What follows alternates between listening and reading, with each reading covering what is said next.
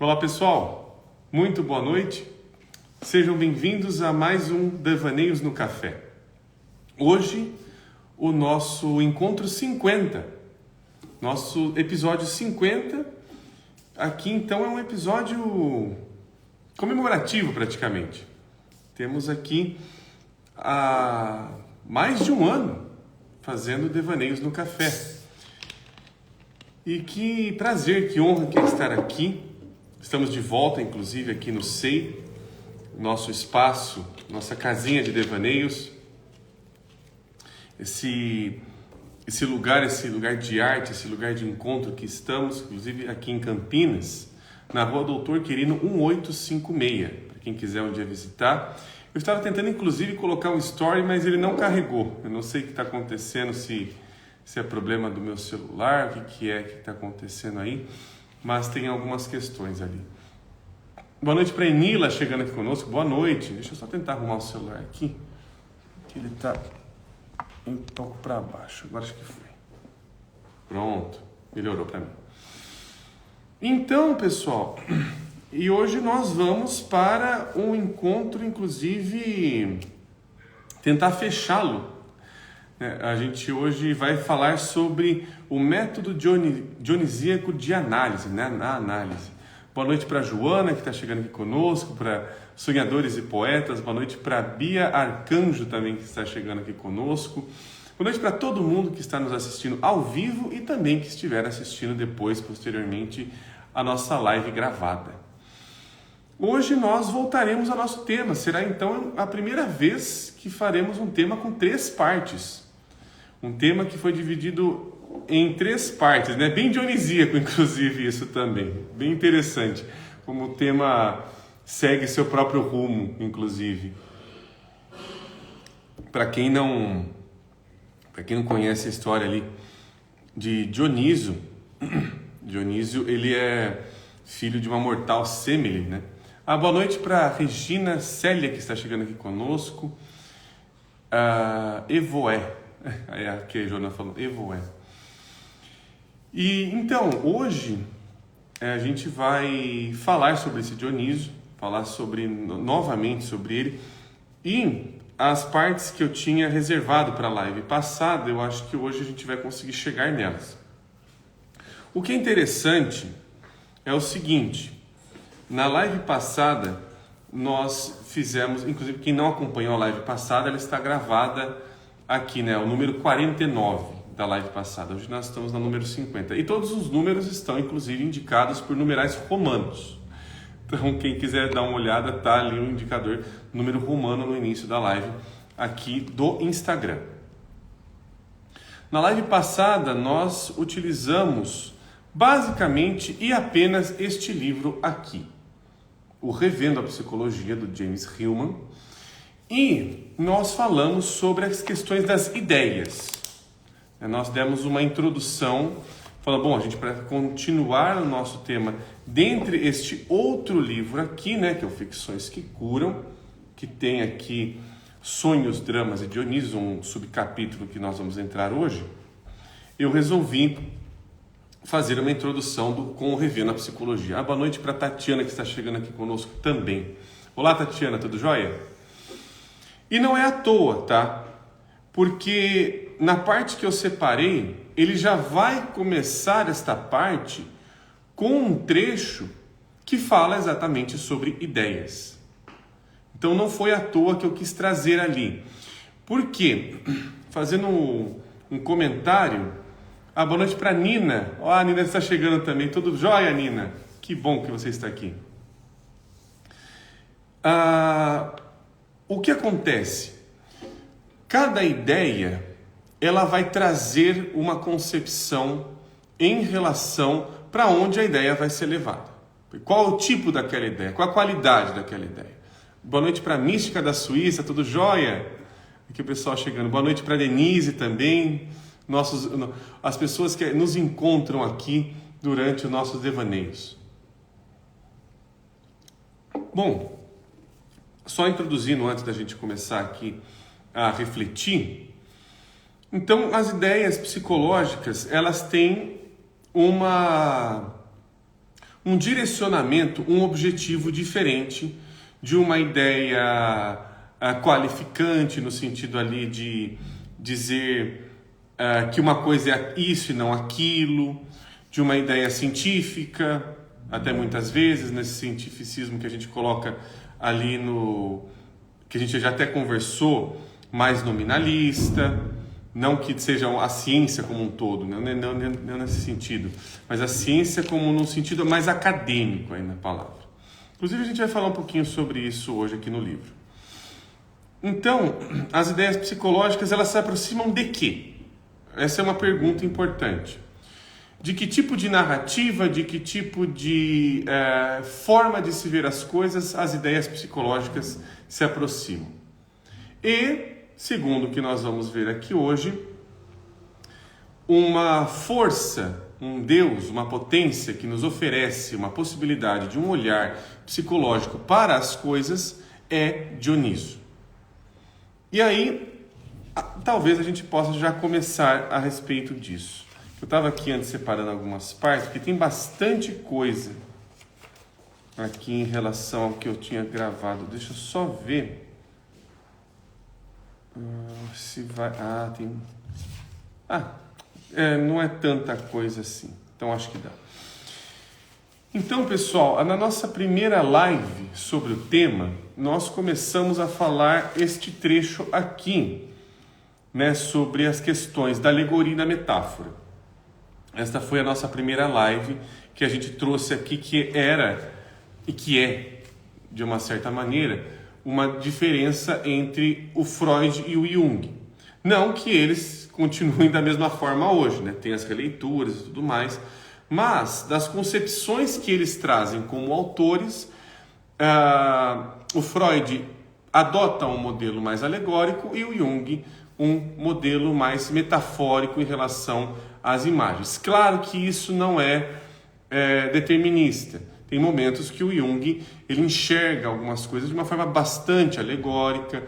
O Freud ele entende muito bem algumas metáforas, inclusive sobre o estranho e por aí vai.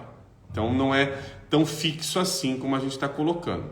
Boa noite pro ou para, eu não sei, para Fê Oliver. Não dá para ver que foto que é, não, tem um brilhinho na foto, eu não consigo identificar a pessoa. Mas muito boa noite, seja bem-vindo ou seja bem-vinda. E, continuando desse ponto, o Hillman ele vai dizer aqui, na página 60, adorei seu visual, muito obrigado, ele está sempre desse jeito praticamente, meu visual. Então, o Hillman ele vai dizer o seguinte, aqui na página 60. Hoje eu vou tentar, pessoal, ler os comentários, nem eu fiz na live passada, mas eu vou dar um pouquinho mais de atenção, até por conta do tempo, para algumas leituras que eu encaro que elas sejam importantes para a gente aqui refletir sobre o tema.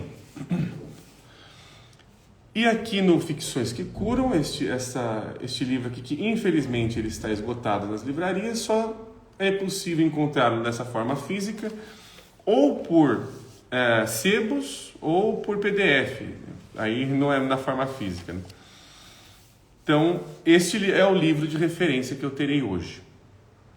E aí, o Hillman, ele diz o seguinte, que aqui começa... Nesse primeiro parágrafo da página 60, ele fala sobre a questão de como o Dioniso entra como uma perspectiva psicológica diferente sobre, por exemplo, como é uma perspectiva psicológica mais... me fugiu o nome do Deus agora. O irmão do Dionísio, caramba. Mas Apolínea, lembrei. Mas Apolínea. Então ele vai dizer o seguinte. Quando Jung disse que o sonho... também um outro parênteses. Ele aqui vai focar mais na questão do sonho. Mas a gente tentar não ficar tanto aqui nessa leitura como se o sonho fosse apenas uma atividade que é realizada ao se entrar no sonho REM, por exemplo. Aqui Apolo, isso a Enila já pegou já. Tinha me fugido a mente do Deus. mas o sonho como um tipo de olhar, tá? Então, um olhar que sonha, um olhar que está vendo o sonho em todas as coisas. É um pouco diferente essa perspectiva. Mas a gente vai chegar lá aos pouquinhos.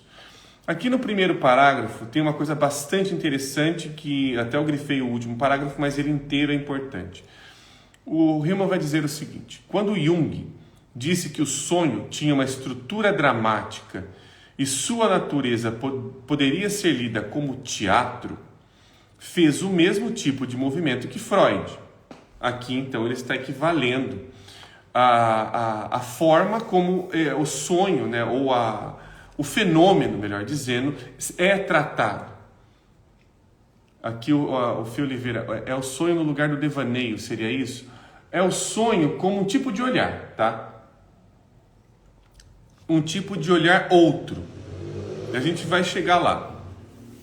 Eu vou continuar um pouquinho mais para a gente refletir. Ó. Ambos projetaram nos sonhos a ideia através da qual estavam vendo o sonho. Aqui já estamos entrando no campo da ideia que a gente falou na live passada.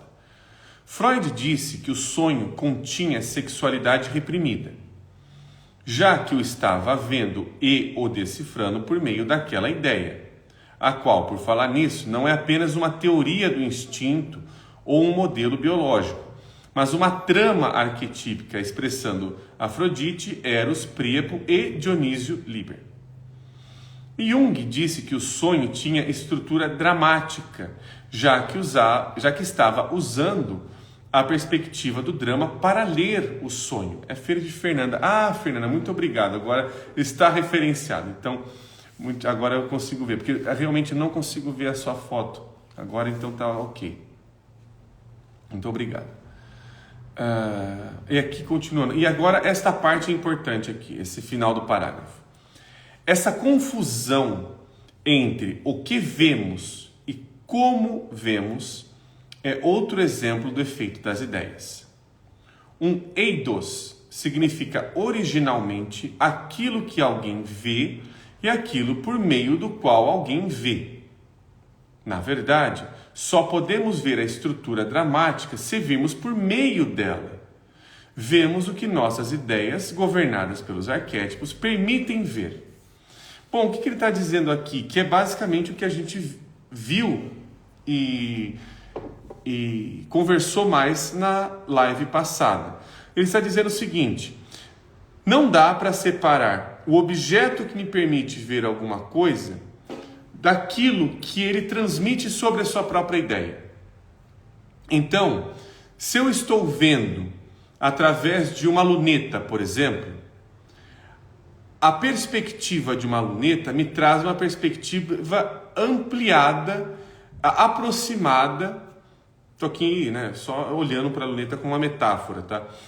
De algumas coisas que o que eu estou vendo é, de alguma maneira, dependente deste objeto, deste instrumento, no caso a luneta. Se eu estou vendo mais aproximadamente algo longe, eu estou vendo como uma luneta. Se eu estou vendo algo que consegue alcançar, consegue trazer uma amplificação maior em relação a algo que cotidianamente não dá para se ver daquela forma, então algo como uma luneta está sendo visto, está ampliado. Aqui a Fer, agora é a Fer, agora já saquei.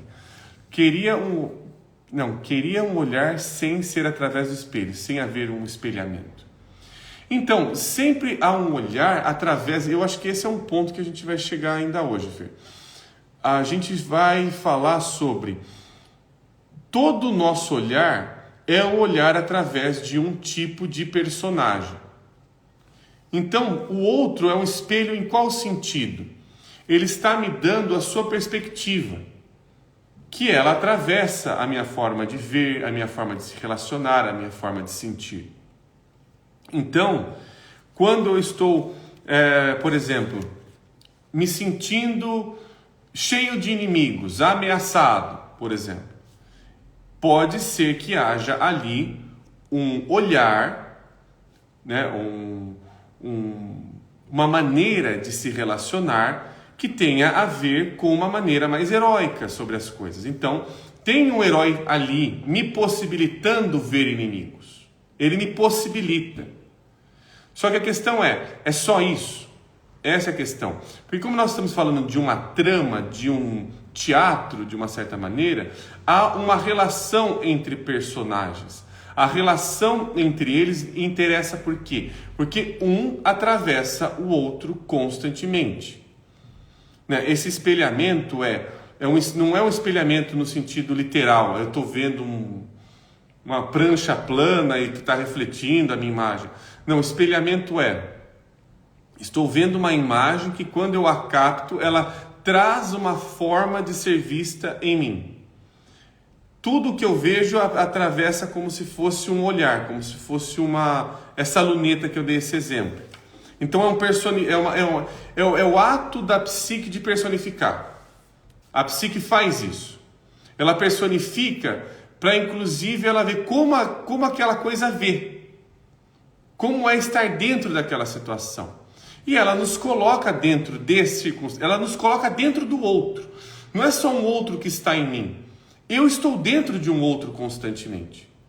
Yin e Yang, seria isso? Seria por aí, Fê.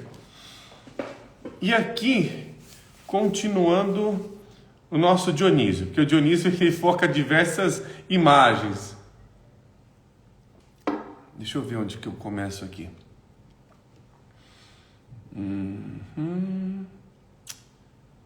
Ah, tá, peraí, acho que essa parte aqui.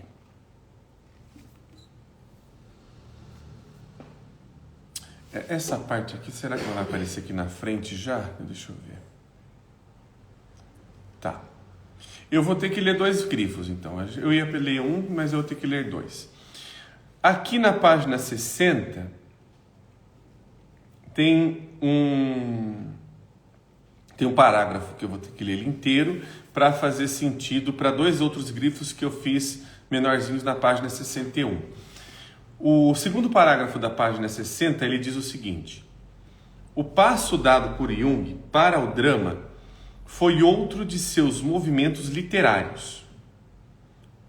Ou seja, ele está se aproximando, aqui ele está dizendo que o Jung ele vai se aproximando de uma postura em que o método que ele traz é o método de ler a coisa como se fosse personagens mesmo de um livro, de um filme, de um teatro, né, como a gente está colocando aqui, porque ali a gente começa a ver relações entre personagens distintos. E ele coloca uma vez mais, agora sim, uma vez mais, ele dá um passo crucial aproximando a psicologia da poética. Além disso, para colocar esse pensamento como uma hipótese, e em itálico para confundir sua mente, se o sonho é natureza psíquica em si, incondicionada, espontânea, primária, e essa natureza psíquica pode mostrar uma estrutura dramática, então a natureza da mente é poética.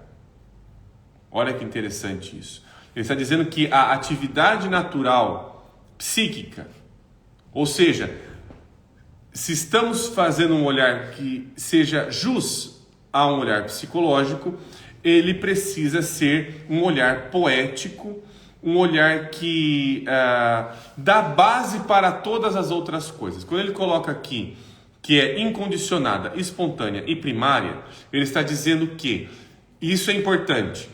A psique não é um evento que foi causado por um acontecimento. Então ele sai um pouco daquela ideia de eu sou assim porque meu pai e minha mãezinha me educaram para ser assim. Eu sou assim porque aconteceu tal coisa comigo, eu tive um trauma em relação a isso. Ele vai escapar um pouco desse lugar para ver o seguinte: não, a natureza primária da psique é imaginar. A forma primária, o que nós estamos fazendo o tempo inteiro é imaginar. É a coisa mais básica que nós temos. Então, a imaginação, ela não precisa de um evento, exatamente. Porém, o evento possibilita que uma imaginação apareça em relação à sua dramaticidade, em relação a quem está olhando, como está olhando, de onde está olhando, se está dentro ou fora daquela situação. Tudo isso são elementos importantes. O que o Hillman está fazendo é nos localizando dentro da imaginação. Uma coisa é eu ter passado por um evento traumático. Outra coisa é eu continuar dentro deste evento. Enquanto a psique continua dentro deste evento, este evento continua atuante dentro da psique. Estamos usando uma linguagem dionisíaca para falar sobre isso. Atuação, estar dentro, estar fora, né, em relação ao outro e por aí vai. Todos esses eventos, aonde a psique está e o que está acontecendo ali. Então a questão é, há uma necessidade, então, nesse sentido, de trazer uma possibilidade de uma narrativa ficcional que converse com este evento. Por que ficcional?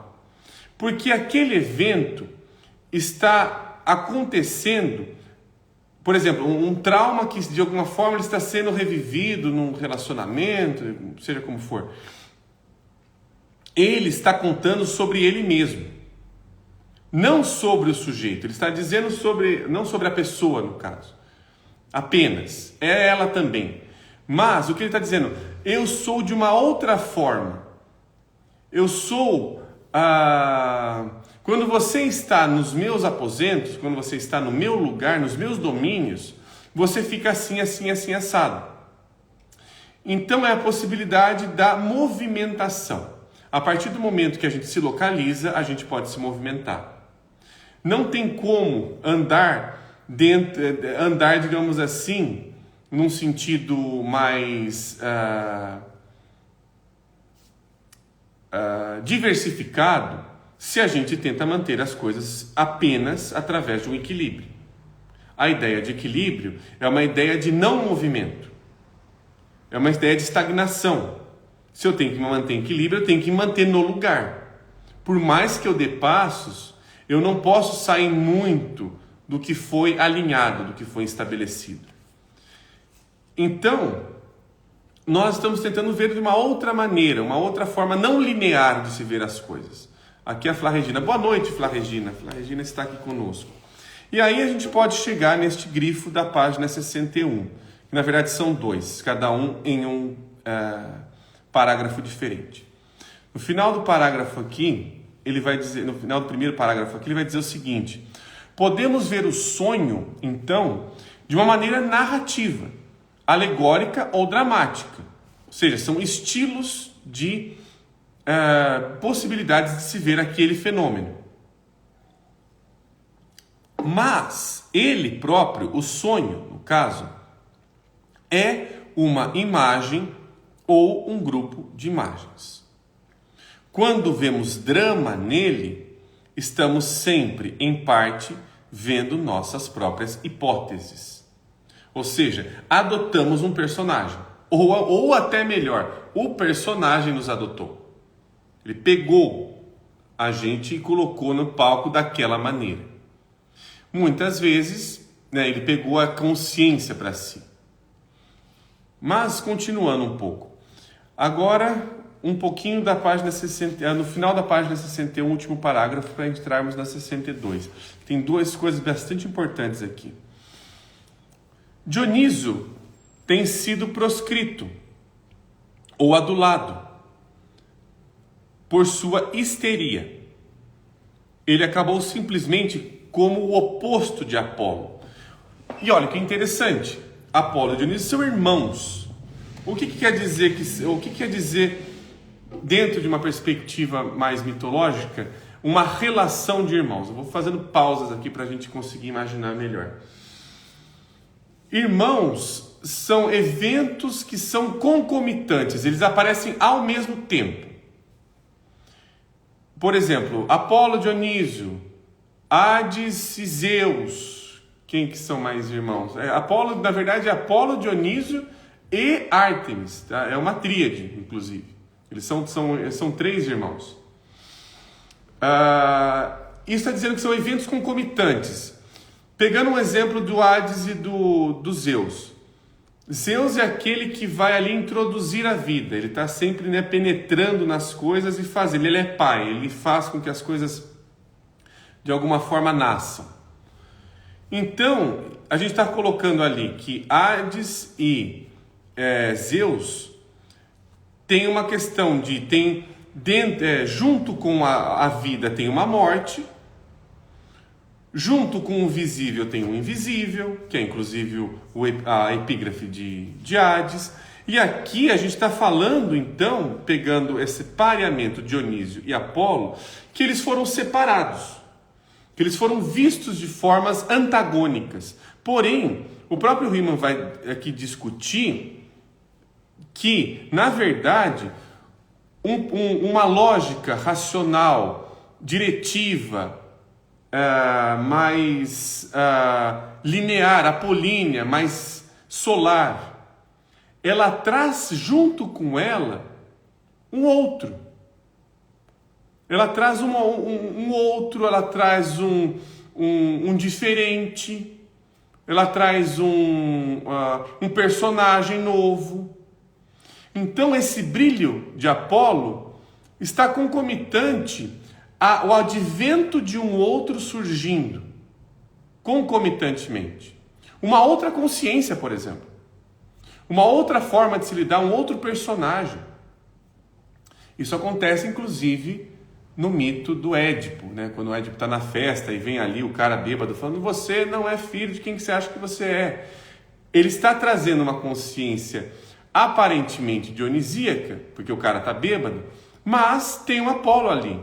O cara está sendo claro. É o momento em que é um dos momentos em que, por exemplo, o oráculo de Delfos, o oráculo de Delfos fala de uma forma bastante paradoxal. Né? Um grande exército vai ganhar uma batalha. Tem 2 grandes exércitos. Então é um paradoxo. Mas aí tem um cara lá, bêbado, que fala de uma forma extremamente apolínea, embebedado, dionisiacamente. Olha que interessante, são forças inseparáveis. A partir do momento que eles são irmãos, eles estão juntos dentro da mesma raiz. Eles surgem dentro da mesma raiz. Digamos assim, eles compartilham o mesmo sêmen, o mesmo pai. Isso é muito interessante. Isso nos traz uma possibilidade de olharmos para a nossa lógica racional e tudo mais de uma outra forma. Dá uma outra ideia, dá uma outra concepção para essas coisas. Então, mesmo quando estamos sendo puramente racionais, não estamos. A gente está ali vivendo um personagem que está mostrando toda a sua racionalidade, mas é um personagem. Está vivendo daquela forma. O problema é quando eu não percebo esse personagem. E aí talvez seja uma questão de distanciar-se um pouco para ver este personagem. Aí a força apolínea pode me dar uma concepção de olhar melhor para a situação. É uma conversa, é um diálogo. Não quer dizer que um é melhor que um outro, um é mais preponderante que um outro. Ambos são forças concomitantes. Acho que isso é muito importante que a gente está falando aqui. Agora deixa eu ler os comentários que tem bastante. Deixa eu subir. Aqui o comentário da Fê. É como se fosse: qual lobo você alimenta melhor? Na verdade eu alimento os 2 lobos ao mesmo tempo. Achando que eu alimento um, eu estou alimentando o outro também. É um lobo, vamos colocar ali, Fê. É um lobo que tem 2 ou mais cabeças. Então eu não estou alimentando só um lobo, eu estou alimentando outro lobo. É tipo um lobo cérbero. É nesse sentido. Hades é o deus da morte. Hades na verdade, Fer, o Thanatos é o deus da morte. O Hades é o lugar aonde a morte se encontra. O Hades é tanto um deus quanto um lugar. Eu acho que isso a mística grega entendeu de uma forma bastante interessante. Tanto a própria força invisível, ela é uma potência, ela é um acontecimento, que sim, tem a ver com morte, mas ela é um lugar, é um local, ela é uma geografia, ela é um espaço psíquico. O nosso espaço psíquico tem mais relação com essa força de Hades do que, por exemplo, uma força mais espiritual, por exemplo. Não que uma não seja a outra, mas a tendência, o interesse da psique, como a gente já falou em algumas lives aqui, Fer, é de se aprofundar. E quem leva ao aprofundamento, quem leva a conhecer o máximo outro em mim, é o Hades. Por quê? Inclusive, no Sonho Mundo das Trevas, que é um outro livro do James Hillman, ele vai ali, inclusive, fazer um diálogo de que os gregos entendiam também, né, os gregos clássicos, ali, os míticos, que um dos outros nomes de Hades era Dionísio. Tem um epígrafe do Dionísio. Então, Hades e Dionísio, eles estão ali pareados também, de uma certa forma. Eles são uma mesma força, porque é uma força invisível.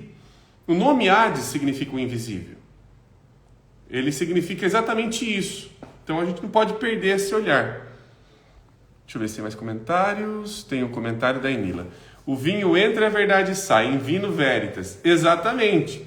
E percebe, olha que interessante, é uma verdade mais apolínea muitas vezes. O Dionísio possibilita, um possibilita o outro. Eu acho que isso é importante.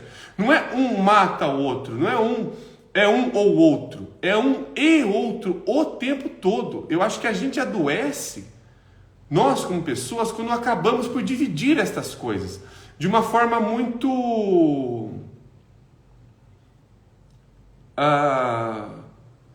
irrelacionável. Estou inventando, nem sei se existe essa palavra agora, mas de uma forma em que não pode haver uma outra coisa além disso. Vira uma coisa do tipo, é nada mais que, e não como se.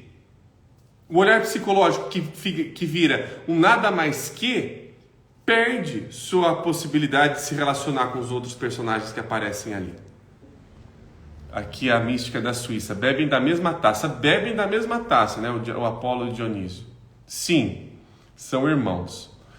Aqui a Fer. Opostos complementares? Aí é que está a questão, Fer. Será que são opostos? Essa é a pergunta. Eles são opostos ou eles são faces diferentes da mesma coisa? Pelo que o Hillman vai aqui, a gente vai continuar lendo aqui, entendo eu que eu acho que é mais esse segundo olhar. É a mesma coisa, é um possibilitando o outro. Não acho que são... Porque qual que é a ideia do oposto?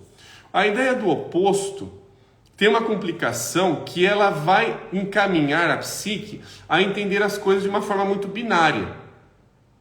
Ao invés de, por exemplo... Como é que eu vou dar um exemplo aqui? Eu vou pegar esse livro que está comigo aqui, ó, Fronteiras do Barcelos, fazer merchan do livro. É como se fosse, bom, tem essa cor branca e essa cor cinza. Elas são opostas. Essa é uma forma de ver. Mas e se eu ver que o cinza e o branco são a mesma imagem? Olha como muda. Muda o olhar. Então, um possibilita o outro. Tem que ter cinza para que o branco apareça e vice-versa. Esses contrastes aqui formam uma imagem.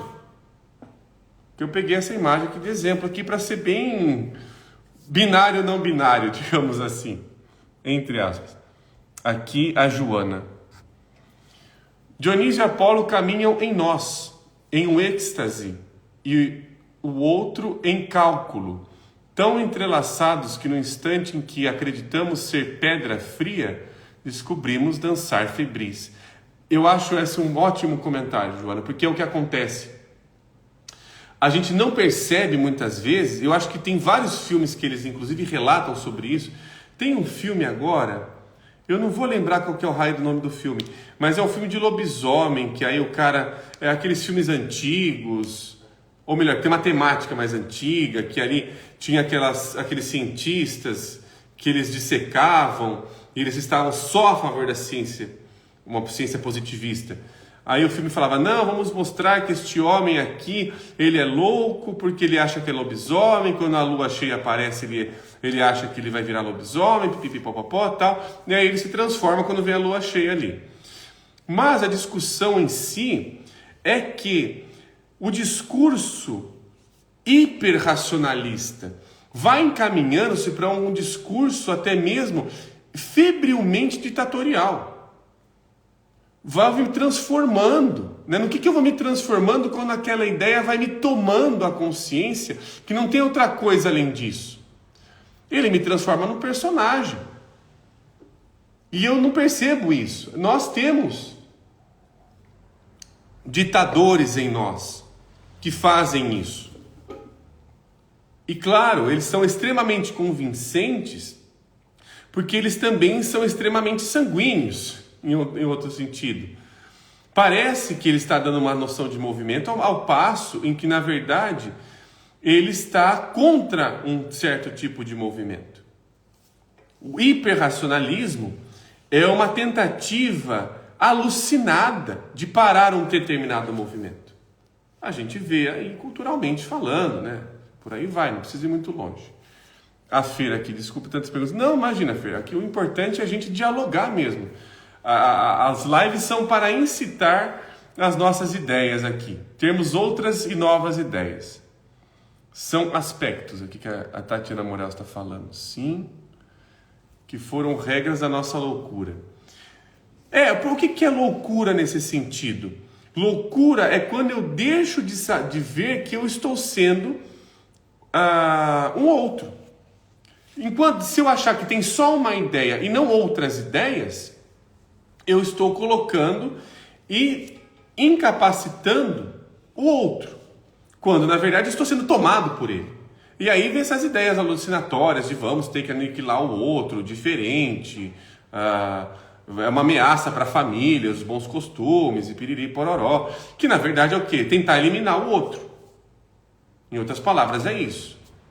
Né? Então, é nesse sentido. É que a Enila fala na fantasia da hiperracionalidade, tão fantasiosa quanto qualquer outra. Exato. Estamos no campo psíquico. Tudo é uma fantasia. Quando a gente perde a noção, e eu acho que isso é importante, que é o que esse método dionisíaco que nós estamos falando aqui acontece. Quando nós perdemos a noção de que tudo o que nós estamos sentindo, pensando, sonhando, desejando, vivenciando, tudo, seja lá o que for, é uma fantasia. Se nós perdemos essa qualidade desse olhar, nós ficamos loucos. Eu acho que essa é a grande sacada que o Riemann está falando. A grande loucura é não saber que é uma fantasia que eu estou vivendo. Quando eu deixo de me interessar pelo campo da fantasia. Por isso, não à toa, o Riemann, ele bebe do Jung e vai perceber que, o que esse cara entendeu de interessante aqui sobre mítica? Que ele vai lá e estuda com mitólogos e tudo mais e tal. Ele vai entender o seguinte, que as sociedades que se debruçam a um olhar mítico, a um olhar de ver ali forças que autônomas, que existem por conta própria, de que estas forças elas são produtos de uma fantasia. E se eu perco a relação com a fantasia, eu me enlouqueço. Eu viro um outro. Então tem quantos e quantos mitos de transformação, de uma loucura de quando alguém se torna um personagem e não sabe que se tornou. A tal da tragédia, muitas vezes. É uma tragédia, algumas vezes. Nem sempre é. Deixa eu ver aqui. Aqui eu já li. Aqui, ó. Eu vou continuar lendo algumas coisas. Final da página 61. Quando Jung diz que o sonho tem uma estrutura dramática, ele está dizendo que há uma lógica dramática, um logos dramático. E essa é a lógica do teatro. O sonho não é somente natureza psíquica. apresenta também uma lógica psíquica. Isso é interessante, ele está atribuindo ao sonho uma maneira própria dele ver. Isso traz uma autonomia para o próprio sonho. Ele até coloca aqui nesse sentido que o sonho, aqui ele é bem junguiano, aqui o Hillman. O sonho não precisa ser interpretado, ele precisa ser visto através do seu próprio discurso. E o seu discurso é um discurso teatral. Ele me coloca em um determinado palco. Eu estou na montanha do urso. Não é que o urso está fazendo na montanha, eu estou na montanha do urso. A minha consciência está daquela montanha. Como as coisas são, elas ficam, elas funcionam, elas reagem naquele lugar, é de uma determinada forma. É próprio. E aí ele continua na página 62, que inclusive ele pega aqui eu vou ter que ler tudo, porque isso aqui é uma riqueza sensacional. Aqui também vou ter que ler tudo, não vai adiantar. Esse livro é tão rico, gente. Eu vou fazer um parêntese, olha só. Se vocês quiserem, assim, para quem se interessa por um olhar mais imagético, mais diferente até muitas vezes do que a gente aprende em faculdade e tudo mais, ou em outros cursos, mas um olhar ali que se interesse como as imagens são narradas, esse livro aqui, eu volto a repetir, é um dos melhores livros de psicologia e que faz psicologia e que se interessa por um olhar psicológico, que ao meu ver existe. Ele é um livro fantástico. A forma como o Hillman ele traz ali o Freud, o Jung e o Adler, que são três autores com os quais ele bebe, é de uma riqueza, é de um cuidado. Eu acho fantástico esse livro aqui. E o Hillman ele vai dizer aqui no primeiro parágrafo da página 62, e eu vou ter que ler tudo isso aqui. Eu vou ter que ler da 62 a 63, porque tem muita coisa rica aqui. Então, eu vou ler um pouquinho mais agora, e quando vocês fizerem algum comentário, fiquem à vontade que depois da leitura eu vou ler. Aqui ele vai dizer o seguinte, o Hillman. Acredito que Jung sugere isso. Se o trabalho da psicoterapia é entender a alma sonhadora a partir de dentro, será melhor voltar-se à lógica teatral. Ou melhor dizendo, eu preciso de um Deus que me permita ver dentro das coisas. Dionísio, preciso estar mais próximo dele. Ter um olhar como é que ele olha para essas coisas. A natureza da mente, como ela se apresenta, mais imediatamente, tem uma forma específica, a forma dionisíaca. Dionísio pode ser a força que impele a flor por meio do estopim verde, mas essa força não é desprovida de inteligência, possui uma organização interna. Em psicologia, essa linguagem não fala geneticamente nem bioquimicamente nas informações de códigos de DNA, mas diretamente na forma artística própria de Dionísio, a poética teatral.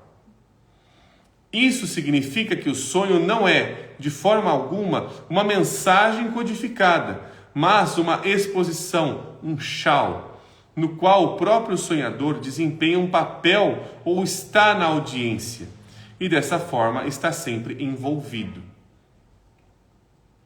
Não me admira que Aristóteles tenha colocado a psicoterapia, catarsis, no contexto do teatro. Nossa vida é a representação dos nossos sonhos. Nossas histórias de casos são, desde o início, arquetipicamente drama. Somos máscara, personae, por meio das quais os deuses soam, personare. Como os sonhos, também a fantasia interna, a qual nos voltaremos mais para... tá aqui ele vai falar outra coisa. A fantasia interna está submetida à lógica do teatro. Jung escreve, aqui uma citação direta do Jung. Uma cadeia de ideias de fantasia se desenvolve e gradualmente assume um caráter dramático. O processo passivo se transforma em uma ação. Primeiramente, consiste em figuras projetadas, e essas imagens são observadas como cenas em um teatro. Em outras palavras, você sonha de olhos abertos. Isso aqui é uma sacada fantástica do Jung, hein? Esse aqui é o Jung inspirado, muito inspirado. Como regra, há uma tendência marcante de simplesmente saborear esse entretenimento interior. Só um minutinho, pessoal, vou espirrar.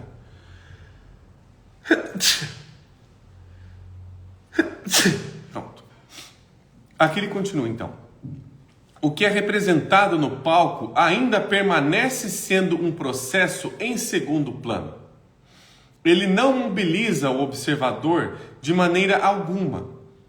E quanto menos o mobiliza, tanto menor será o efeito catártico desse teatro privado. A peça que está sendo representada não quer ser meramente observada de maneira imparcial. Ela exige sua participação. Se o observador compreender que seu próprio drama está sendo desempenhado nesse palco interior, ele não poderá permanecer indiferente à trama e à sua solução. Ele notará que, enquanto os atores aparecem um a um, a trama se adensa, que o inconsciente está se dirigindo a ele, que ele próprio causa as aparições dessas imagens de fantasia diante de si. Ele, sonhador, sente-se compelido ou é encorajado pelo seu analista a tomar parte da peça. Bom, eu acho esse daqui um auge, eu acho isso daqui uma das citações mais fantásticas que o Jung tem. Isso aqui é uma citação direta do Jung. É fantástico esse olhar que o Jung está trazendo. Aqui o Jung está simplesmente inspirador. Aqui ele está colocando uma cena, eu vou falar como Rhodes aqui. Ele está dizendo o seguinte: enquanto o sonho, pegar toda essa citação direta e vamos ali sonhar junto com ela. Enquanto o sonho for apenas algo que eu estou utilizando para o meu bem comum, eu estou utilizando o sonho para saber se eu tenho ou não que jogar na Mega Sena, ou se o sonho está dizendo ou não que se eu pegar um ônibus às 4 da manhã, eu vou ganhar uma promoção. Ou que se eu pegar o carro num horário diferente, eu tenho o risco de bater.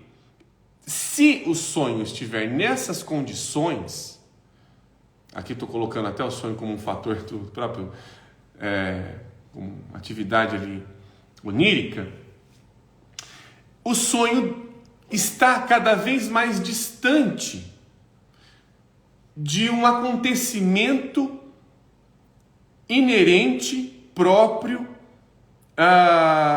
e instantâneo em relação a mim. Então o que acontece? Esse tipo de olhar distancia o sonho do sonhador. Ou melhor, possibilita, nem sempre, tá? Mas possibilita uma distância. Ao passo que, a partir do momento que o sonhador percebe que ele é esse outro, e esse outro, e ele vai dar condições para que esses personagens apareçam, ele começa a se interessar pela peça no sentido de como é que então esse sujeito, essa forma de ver, esse cara, essa criança que chora, sei lá o que for, aparece. O que dá condição para ela aparecer? Opa! O que talvez esteja dando condição é essa luz aqui que não está acendendo muito bem. É essa luz que fica piscando e parece que atrai fantasmas para essa criança. Então, como ele percebe isso? Se aproximando dessa criança. Ou melhor, permitindo que esta criança se aproxime dele na medida em que ela consegue dizer, olha, eu sou você sem que você saiba quem eu sou. Eu sou você na medida em que eu sou um tipo de você que você não sabe muito bem como funciona. Você tem que olhar para mim. Você tem que se interessar por mim para eu dizer como é que eu sou. E talvez você ache semelhanças em sua vida. Esse é o interessante. Eu acho que essa é uma sacada muito boa que o Jung teve. Pausa para comentários. Vamos ver que tem bastante aqui que eu não os li ainda. Aqui em cima. A Joana. O sonho é o teatro da alma. Não para decifrar. Apenas para olhar e sentir sua poética em cena. Ou até, né, Joana, pegando essa parte aqui, é um teatro que nos convida a tanto ser espectadores quanto participantes do palco. Eu não estou em nenhum outro palco senão de eventos que já acontecem em mim. O sonho, então, através dessa perspectiva, não é apenas um sonho premonitório. É um sonho que já está acontecendo. Ele já é sincrônico, enquanto ele sincroniza, ele sintoniza determinados personagens. E até mesmo a forma deles se desencontrarem é uma maneira de dizer como é o tipo de sintonia deles. Um tipo de forma deles se relacionar. Estão dizendo as qualidades das relações deles. Então o método dionisíaco nos coloca nas qualidades das nossas relações. As qualidades das nossas relações têm uma relação direta com todo o quadro apresentado. A mística da Suíça. Saúde, obrigado. Até foi a hora que eu espirrei. Aqui é a Tatiana Morels. O sonho como meio de compreender a realidade profunda da alma. O sonho como uma forma de fazer com que a alma me diga quem ela é e eu não sei. Sim, tem a ver. Muito bem comentado, Tatiana. Sonho é sobreviver. A Carrion Márcia. Sonho é sobreviver. É sobreviver. Sobreviver de um tipo de vida que muitas vezes me escapa. Me escapa do cotidiano. Me escapa do dado, do pronto, do habitual. Sim, isso sim, com certeza. Deixa eu ver se tem mais comentários. Tem um aqui, um outro. A Enila. Não é o sonho que me serve. Sou eu, é o eu que é convidado a atuar na narrativa da alma. Sim, é exatamente isso. Percebe, isso não é só um olhar de inversão. A gente comentou bastante sobre inversão e tem essa questão. Mas não é só uma inversão. É uma concomitância. Muitas vezes eu preciso inverter algumas coisas para perceber que essa mesma coisa que eu acho que está no oposto, está no mesmo. Ou seja, à medida em que um dá condição para o outro de existência, se eu me interessar pela vida do outro, possivelmente eu percebo que tipo de existência está atuando na minha alma. O que ela quer de mim? São perguntas psicológicas. O que a alma quer? Este mesmo livro faz essa pergunta aqui. A gente pode até um dia fazer uma live aqui. Acho que ele fala aqui o que a alma quer. Deixa eu ver se é no capítulo do Adler. É esse mesmo, adoro esse capítulo. Olha aqui, ó. O que a alma quer. É o último capítulo deste livro, fantástico aqui. Deixa eu ver se tem mais comentários. Tem. Joana. Esse tipo de método teatral chamam de teatro do oprimido. Passa a ser oprimido a partir do momento que tem um opressor também, né? Aí é complicado. Porque nem sempre é só uma coisa oprimida, às vezes é uma coisa que é realmente desconhecida também. Tem o oprimido, obviamente. Só que eu acho que o mais importante é que a sacada que o Jung tem, diferente do Freud, é que ele saca que o inconsciente não é só um lugar do oprimido, é um lugar do real desconhecido. São coisas que não foram só recalcadas, são coisas que realmente eu desconheço de mim. Eu acho que essa possibilidade de tratar o inconsciente dessa maneira possibilita que eu seja transformado por um outro também. Não só um outro oprimido, mas um desconhecido. Em mim, que aparece junto comigo, na minha consciência. Então, é um pouco diferente a ideia do Jung. O Jung vai dando alguns saltos diferentes na época que ele vai escrevendo. Hoje a gente tem uma revolução na psicanálise. A psicanálise, ao meu ver, né, comentando até, eu recomendo muito o perfil do Lá Fora Podcast, porque me interessa muito o perfil deles, porque é um perfil mais poético. Eles têm uma psicanálise extremamente poética ali. E tem uma outra base que não é nada a ver com Jung, pelo que eu entendi, tá? Mas eu não vejo ali que ali ninguém viu Jung e tudo mais e tal. E tem poesias. E o que é interessante é como esses discursos eles vão se encontrando através da própria poesia. É a imagem que faz com que a gente se encontre. Não é a teoria, é a imagem. Isso muda tudo. Muda mesmo, Enila.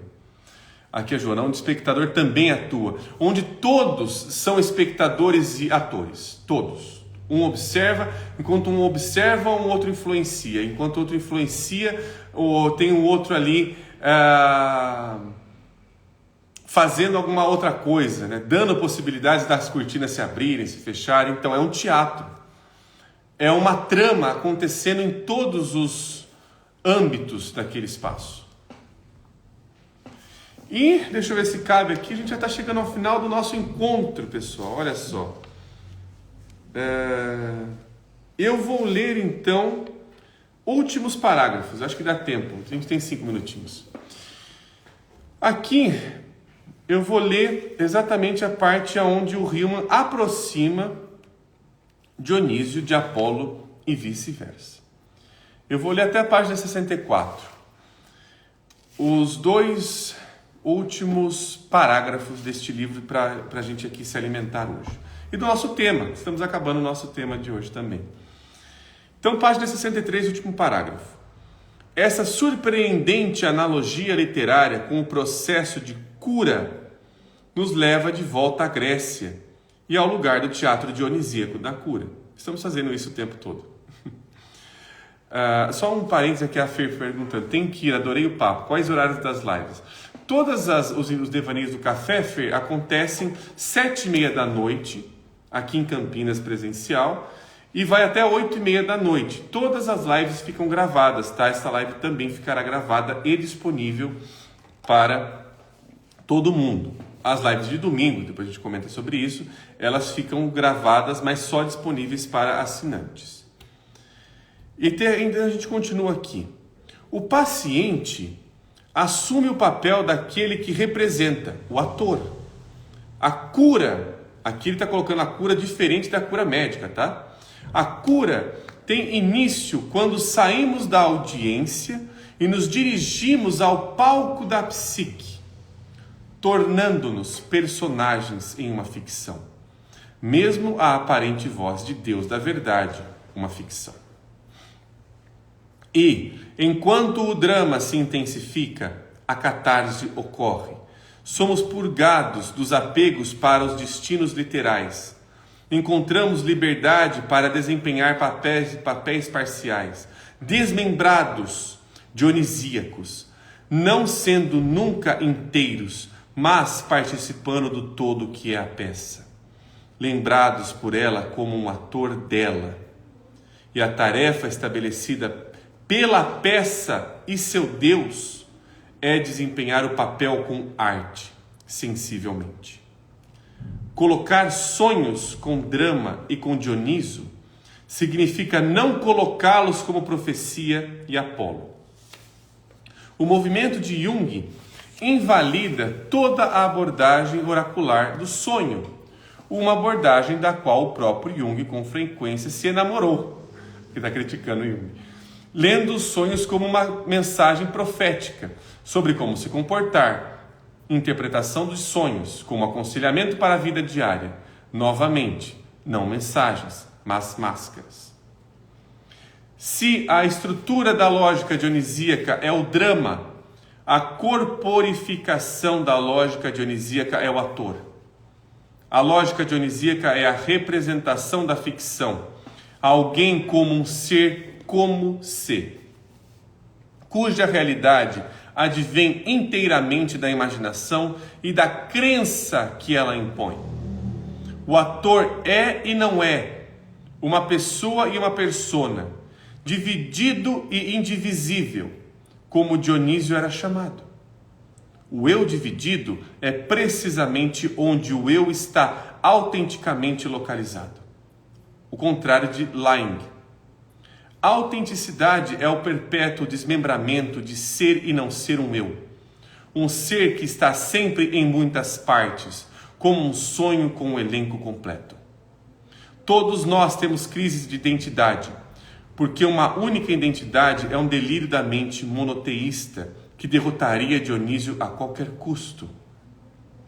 Todos temos uma consciência dispersa por todas as partes de nosso corpo, ventres perambulantes. Somos todos histéricos.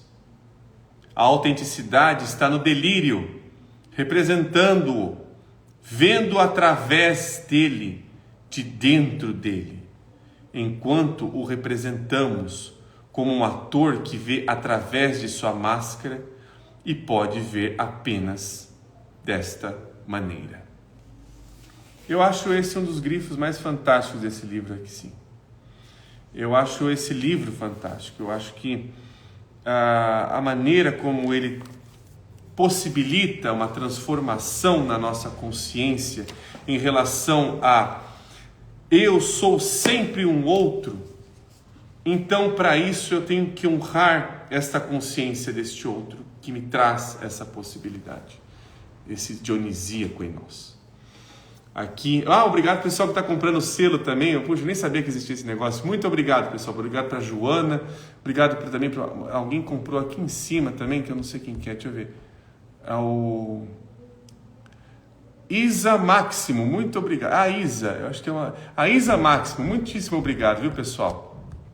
Fico muito agradecido. Mas, aqui, deixa eu só ler aqui no final, olha o que o pessoal está comentando. Uau, é uau, né, Denise? Que parte que o Hillman nos traz. A Enila, a arte é a janela pela qual vemos, dentro do mármore gelado, a musa que dança, flamejando leveza. Essa relação, né? Essa relação que é solvent coágula, se a gente for colocar até na própria alquimia. Que final mesmo a mística da Suíça. Se conseguisse disponibilizar essa página no grupo... sim, Denise. A Denise está falando do grupo, de quem são os assinantes da página. Eu disponibilizo sim, tem leituras que eu deixo lá na página. Eu vou deixar ela disponível hoje sim, Denise. Inclusive esse é um livro que é difícil de achá-lo, inclusive. Eu disponibilizo lá. Maravilhosa leitura. Ainda quero retomar esse livro. É um livro fantástico. Obrigado para a Mística da Suíça que comprou um selo também. Muitíssimo obrigado, viu? Que lindo a Joana colocando. E eu agradeço muito, pessoal. Hoje encerramos, então, o nosso método dionisíaco na análise. A nossa última parte deste tema que causou tantos comentários, tantas discussões, nos favoreceu esses encontros magníficos que tivemos aqui no Devaneios do Café. Esse é o Devaneios especial de número 50, um Devaneios que a gente está aqui construindo um olhar. Então essas leituras é para que a gente vá ali percebendo essa organização dionisíaca que é diferente da qual a gente tem habitualmente costume. Agradeço muito ao pessoal que inclusive comprou esses selos, eu não sabia que tinha, que comentou. Agradeço muito ao pessoal que faz com que as lives aconteçam, ao SEI que nos abraça nessa proposta de fazer uma psicologia outra, de um olhar psicológico outro em relação aos temas que nós trabalhamos aqui. Muitíssimo obrigado aqui para a Joana, que está falando do Devaneio 50, da Denise, e para todo o pessoal. Nos vemos, então, na semana que vem. Nós nos embriagamos com água, infelizmente, transformamos a nossa água em vinho. Hoje não podia tomar vinho. Estou dirigindo, né? Então, mas a nossa água se transformou em vinho hoje aqui. Maravilhosa live. Obrigado, Flá Regina. Obrigado também para a Tatiana Morels, aqui, embriagados de conhecimento. Embriagados de um saber outro, né, Tatiana? E eu tenho só a agradecer a todos vocês. Nos vemos semana que vem no Devaneios do Café. E para quem participa, nos vemos domingo no Devaneios de Domingo, falando sobre alquimia. Este domingo temos Devaneios. Então até lá, pessoal. Tchau, tchau.